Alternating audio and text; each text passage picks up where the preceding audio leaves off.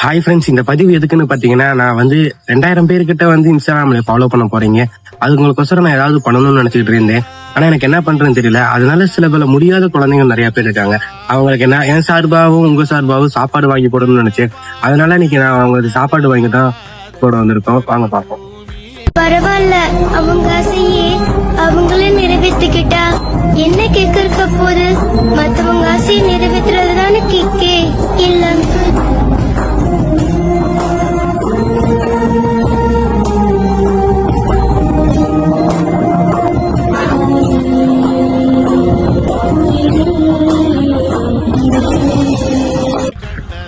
நான் இந்த மாதிரி முடியாத குழந்தைங்களுக்கு சாப்பாடு வாங்கி கொடுக்கலாம் அப்படின்னு சொல்லும் போது அண்ணாவும் என் கூட சேர்ந்து பண்ணுறேன்னு சொல்லியிருந்தாரு.